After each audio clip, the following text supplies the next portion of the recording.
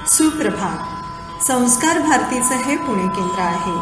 आज मंगळवार 13 ऑक्टोबर 2020 म्हणजे भारतीय सौर 21 शार्वरी नाम संवत्सर शालिवाहन शके 1942 अधिक अश्विन महिना कृष्ण पक्ष एकादशी तिथी. आजचा विचार: सुंदर क्षण तेव्हाच सुंदर बनतो जेव्हा आपल्या मनात सुंदर विचार असतो.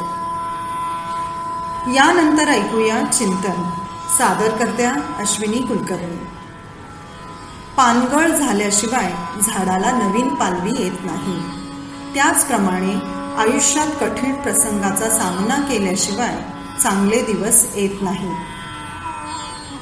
श्रोते हो, आज आपण ऐकूया प्राचीन कला वैभवमध्ये बृहदीश्वर मंदिर, तंजावर, तमिळनाडू याविषयी माहिती. सादरकर्त्या डॉक्टर भाग्यश्री पाटसकर. नमस्कार. आज आपण माहिती घेणार आहोत तामिळनाडूच्या बृहदीश्वर मंदिराची. तंजावर नावाच्या एका छोट्या गावामध्ये चेन्नईजवळ 1100 वर्ष जुनं असं हे शिवमंदिर आहे. बृहदीश्वर मंदिर चोळ राजघराण्याच्या शक्ती, भक्ती आणि सार्वभौमत्वाचं प्रतीक असलेलं हे बृहदीश्वर मंदिर. याला पूर्वी राजराजेश्वर असं नाव होतं. इसवी सन 800 ते 1200 या काळात चेन्नई परिसरात चोळ राजघराण्याचं राज्य भरभराटीला आलं होतं. वास्तविक सम्राट अशोकाच्या काळापासून या चोळ घराण्याचं राज्य होतं. त्याच्या शिलालेखांमध्ये चोळांचा उल्लेख आलेला आहे.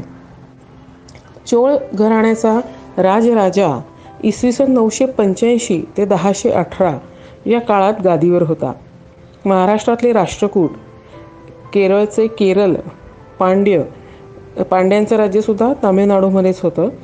श्रीलंकेचे सिंहल राजे, म्हैसूर आणि गंगवाडीची राज्य, चालुक्य नरेश, सत्याश्रय अशा आसपासच्या राजांचा पराभव करून राजराजा चोळ यांनी मोठी सत्ता मिळवली. आपला पराक्रमी पुत्र राजेंद्र याला कलिंग प्रदेश जिंकायला पाठवलं. भारतीय इतिहासात राजराजा चोळ यांचं महत्त्व 2 कारणांसाठी आहे. एक म्हणजे भव्य बृहदीश्वर मंदिर उभारण्यासाठी आणि दुसरं म्हणजे त्यांनी केलेल्या परदेशी आक्रमणांसाठी.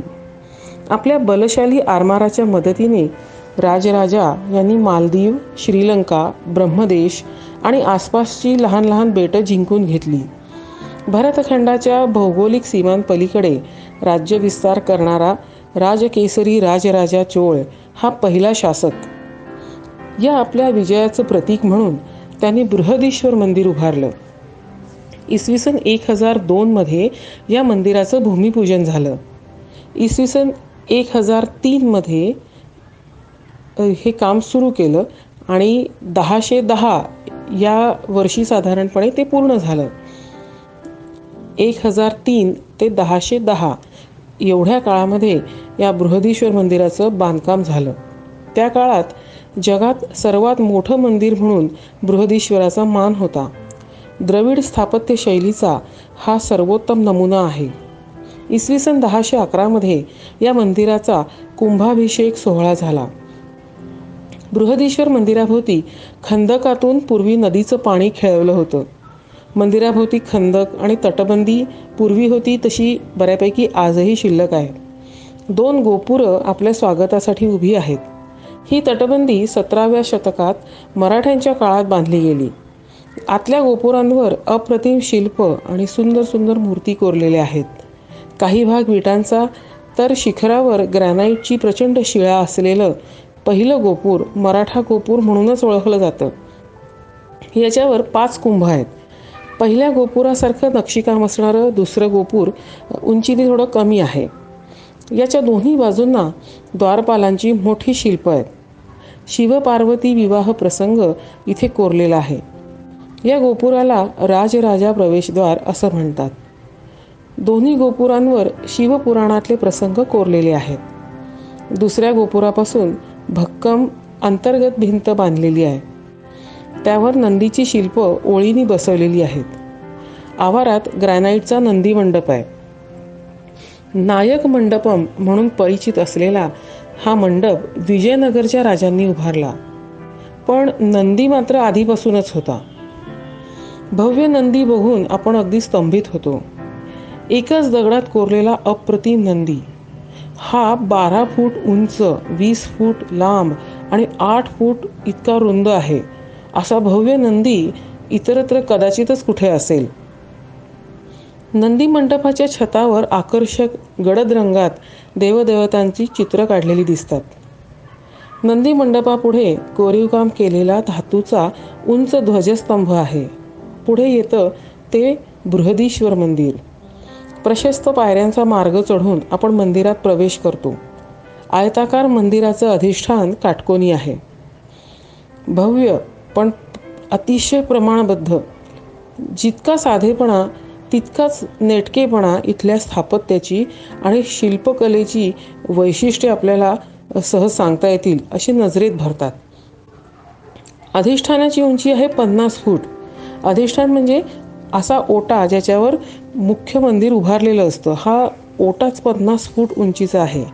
मंदिराची प्रत्येक बाजू 182 फूट लांब, तर शिखरापर्यंतची उंची जवळजवळ 190 फूट आहे. अत्यंत टणक अशा ग्रॅनाईटचा वापर करून हे भव्य मंदिर साकारलं आहे. शिखरावर गोलाकार दगड आहे, त्याला स्तूपिका असं म्हणतात. आपल्या मंदिरावर आमलक असतो. आवळ्याच्या आकाराचा अशा उभ्या रेघा असलेला आमलक आपण शिखरांवर बऱ्याच मंदिरांमध्ये आपल्या इथे पाहिला आहे. दक्षिण भारतात एक गोल दगड असतो, त्याला स्तूपिका असं म्हणतात. इथली स्तूपिका 81 टन वजनाची आहे असं सांगतात. त्याच्याही वर सोन्याचा कुंभ कलश आहे. या मंदिराचा आराखडा म्हणजेच प्लॅन सामा वर्मा यांनी तयार केला. तो प्रसिद्ध आर्किटेक्ट वास्तुरचनाकार होता. या सामा वर्माने प्रमाणबद्धतेकडे व्यवस्थित लक्ष दिलं आहे. भौमितिक आकारांवर जास्त भर दिला आहे. बृहदीश्वर मंदिराच्या अधिष्ठानावर सुमारे 750 शिलालेख आहेत. त्यात या मंदिराच्या बांधकामाबद्दल व्यवस्थित माहिती दिली आहे. मंदिरासाठी शेकडो टन वजनाच्या ग्रॅनाईटच्या शिळा वापरल्या गेल्या. त्यांची रचना करण्यासाठी मातीचे भराव आणि उतार तयार केले गेले. त्या उतारांवर हत्तींच्या मदतीने जोरदार ढकलून या मोठ्या मोठ्या शिळा वर चढवल्या गेल्या. त्यानंतर कोरीव काम केलं गेलं. 13 मजली भव्य शिखर तयार झालं. अधिष्ठानावरच्या शिलालेखांमध्ये वेगवेगळे देणगीदार, व्यावसायिक, राजराजा आणि त्यांचा पराक्रम अशा अनेक गोष्टींचे उल्लेख आपल्याला सापडतात. इथला गाभारा 2 मजली आहे. त्याचा आकार चौकोनी आहे. यात भव्य एकसंध दगडात कोरलेलं शिवलिंग आहे. सुमारे 12 फूट उंचीच्या या शिवलिंगाची पूजा करण्यासाठी, त्याच्यावर अभिषेक करण्यासाठी आपल्याला दुसऱ्या मजल्यावर जावं लागतं. गाभाऱ्याच्या दुसऱ्या मजल्यावर गोलाकार सज्जा आहे. सोन्याचा प्रचंड नाग शिवलिंगावर मागून छत्र म्हणून उभा ठेवलेला दिसतो. इतक्या भव्य मंदिराचा प्रत्येक इंच कोरीव कामाने नटवला आहे. असंख्य अप्रतिम मूर्ती इथे आहेत. गाभाऱ्याच्या दुसऱ्या मजल्यावर वैशिष्ट्यपूर्ण नृत्यमूर्ती आहेत. भरतनाट्यम नृत्याच्या विविध मुद्रांमध्ये इथे भगवान शिव आपल्याला दिसतो. शिवाच्या नृत्याचे लास्य आणि तांडव असे 2 प्रकार आहेत. लास्य नृत्य हे मृदू, मवाळ आणि बरेचदा पार्वतीसह शिव करतो असं दाखवलं जातं. तर तांडव हा रौद्र प्रकार आहे. तो एकटाच तांडव करतो. तांडवाचे सुद्धा आनंद तांडव, संध्या, उमा, प्रदोष तांडव, कटीसम, चतुर, ललित, तलसंस्फोटित, भुजंगत्रासित, ललाट तिलक, नादांत असे 108 प्रकार आहेत. या सर्व नृत्यमुद्रांमध्ये शिव इथे साकारला गेलाय. तंजावरच्या राजांनी म्हणजे चोळ राजघराण्याने भरतनाट्यमला राजाश्रय दिला होता. दरबारात भरतनाट्यमला मानाचं स्थान होतं. भरतनाट्यमला संघटित स्वरूपात सुलभ सुकर सोपं करण्यासाठी त्यांनी भरपूर प्रोत्साहन दिलं. सोप्या संहिता, सोप्या रचना, सहज कुणालाही समजेल अशा प्रकारच्या काव्यरचना यांना त्यांनी परवानगी दिली. काही रचना स्वतः राजराजा यांनी सुद्धा लिहिल्या. राजराजांनी 400 नर्तिकांसाठी तंजावरच्या 2 रस्त्यांवर भव्य घरं बांधून दिली होती. त्यांना राजाश्रय होता, याचे उल्लेख इथल्या शिलालेखांमध्येच आपल्याला सापडतात. मंदिराच्या बाह्य भिंतींवर असंख्य मूर्ती आणि शिल्प कोरली आहेत. यात विष्णू अनुग्रह, भिक्षाटन शिव, वीरभद्र, दक्षिणामूर्ती शिव, कालारी शिव, नटराज, लिंगोद्भव शिव, कल्याणसुंदर शिव अशा अनेक वैशिष्ट्यपूर्ण मूर्ती आहेत. यातली विष्णू अनुग्रह मूर्ती ही फक्त दक्षिण भारतातच आढळते. शिवपूजेत मग्न असणाऱ्या विष्णूला 108 कमळं व्हायची असतात. पण एक दिवस एक कमळ कमी येतं. मग तो स्वतःचा एक डोळा चक्क कापतो आणि त्याच्या चरणी वाहतो. अशा प्रकारची ही कथा आहे. आणि मग प्रसन्न होऊन शिव त्याला फुलांचा फेटा बांधतो. काही ठिकाणी फुलांचा हार घालतो असंही दाखवतात. हातात कवटी म्हणजे कपाल आणि पायाशी कुत्रा असणारा भिक्षाटन शिव असतो. तो भिक्षा मागायला निघालेला दाखवतात. वीरभद्र हे शिवाचं उग्र रूप, तर दक्षिणामूर्ती ही ज्ञान देणारी शिवाची मूर्ती मानली जाते. ज्ञानदक्षिणा, योगदक्षिणा, व्याख्यान दक्षिणा, वीणाधर दक्षिणा असे दक्षिणामूर्तीचे प्रकार आहेत. कालारी मूर्ती म्हणजे मार्कंडेय अनुग्रह मूर्ती. मार्कंडेयावर जो अनुग्रह शिवाने केला त्याची माहिती देणारी ही मूर्ती असते. भक्तीचा महिमा स्पष्ट करणारी. ऋषी मार्कंड हे निपुत्रिक होते, पण ते शिवभक्त होते. त्यांच्या तपश्चर्येने प्रसन्न होऊन शिवाने त्यांना वर दिला. तुला पुत्र कसा हवा? दीर्घायुषी पण मठ्ठ, की हुशार पण अल्पायुषी पुत्र चालेल? मार्कंड ऋषींनी विचार केला. मूर्ख मठ्ठ मुलापेक्षा हुशारच बरा. त्यांना बुद्धिमान, सद्गुणी पण अल्प आयुष्य असणाऱ्या पुत्राचं वरदान मिळालं.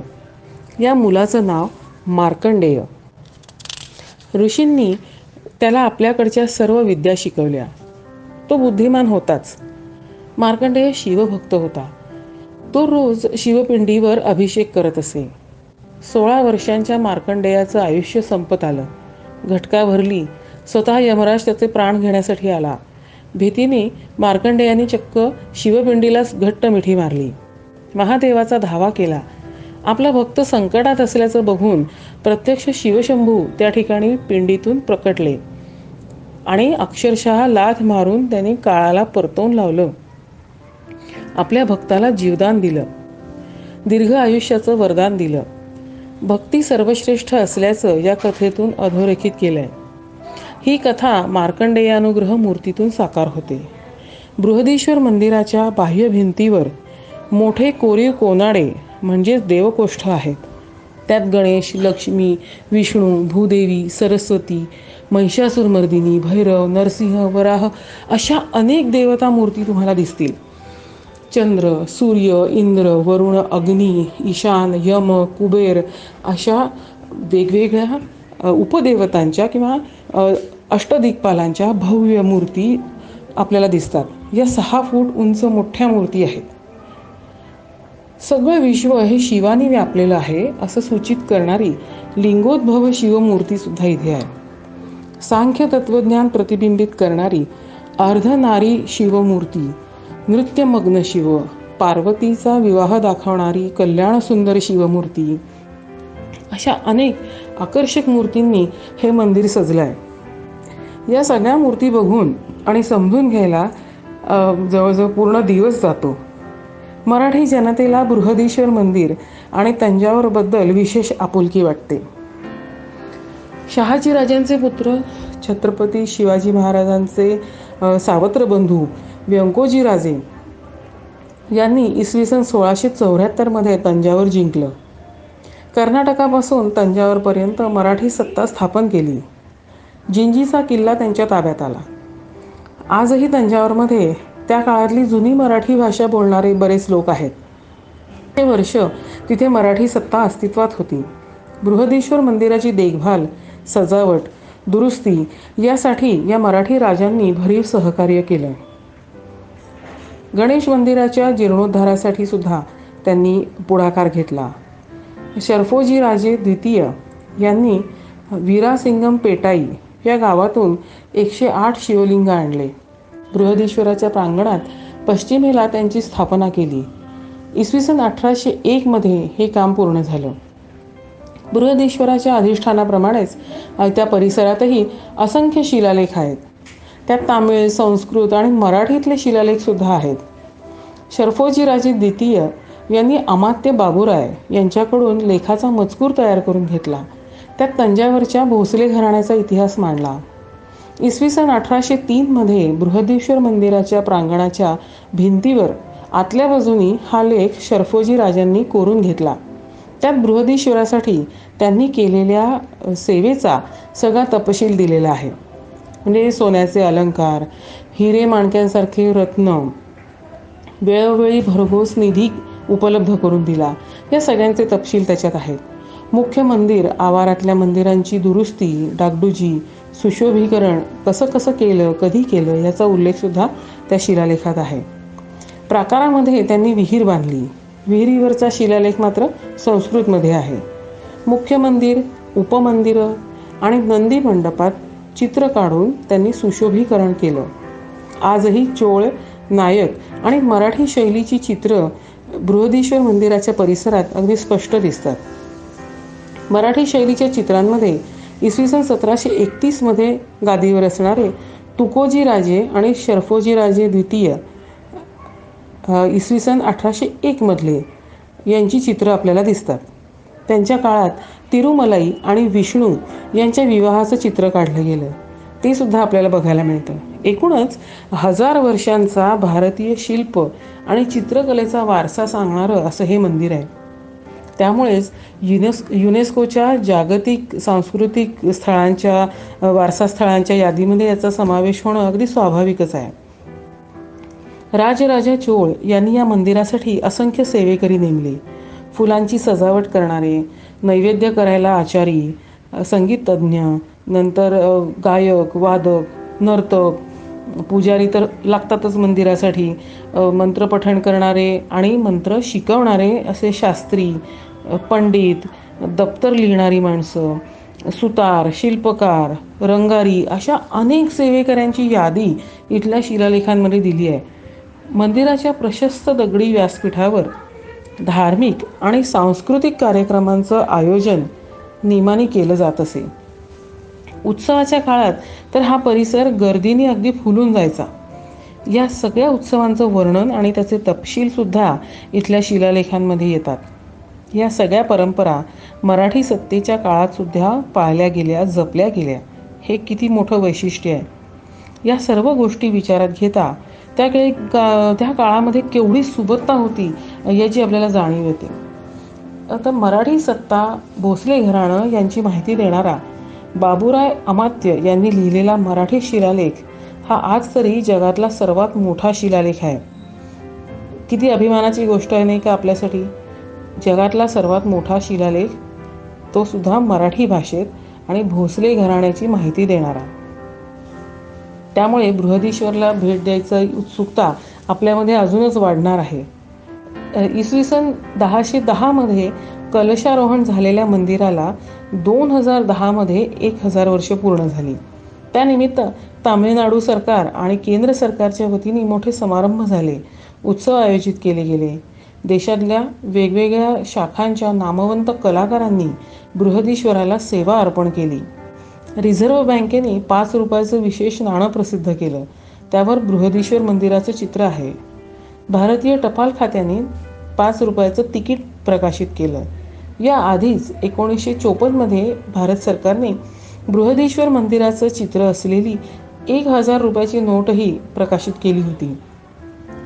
बृहदीश्वर मंदिराच्या परिसरात एकूण 74 मंदिरं आज बघता येतात. मुख्य प्रासादाच्या बाहेर 35 मंदिरं आहेत आणि प्रांगणामध्ये स्थापना मंडप, नृत्य मंडप, कल्याण मंडप, वाघ मंडप असे वेगवेगळे मंडप आहेत.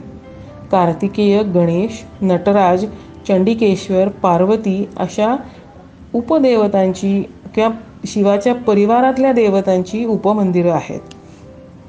भारताच्या इतिहासात अद्वितीय स्थान असणारं हे बृहदीश्वर मंदिर, मराठी जनतेचा मानबिंदू असणारं बृहदीश्वर मंदिर आपण अवश्य बघायला हवं नाही का? आणि जवळच गंगईकोंड चोळपुरम हे सुद्धा गाव आहे आणि तिथे सुद्धा असंच अद्भुत अलौकिक अप्रतिम मंदिर आहे. तिरुचिरापल्ली, कुंभकोणम, दारासूर ही मंदिरंसुद्धा अशीच अद्वितीय शिल्पशैलीनी नटलेली आहेत आणि स्थापत्याचे ते अप्रतिम नमुने आहेत. हा सर्व परिसर बघायचा तर निवांत वेळ हवा. पुरातत्व खात्याची माहिती पुस्तकं आपल्यासाठी उपलब्ध आहेत, त्यामुळे सहलीचं नियोजन करणं सुद्धा सोपं असतं. बृहदीश्वर हे मुख्य मंदिर आणि परिसरातली इतर मंदिरं बघून आपण थक्क होतो आणि आपल्या मराठी जनतेचा त्या अप्रतिम मंदिराशी असलेला संबंध जेव्हा आपल्याला समजतो तेव्हा आपण खरोखरच गर्वाने फुलून निघतो असं म्हणायला हरकत नाही. असं हे अप्रतिम बृहदीश्वर मंदिर. धन्यवाद.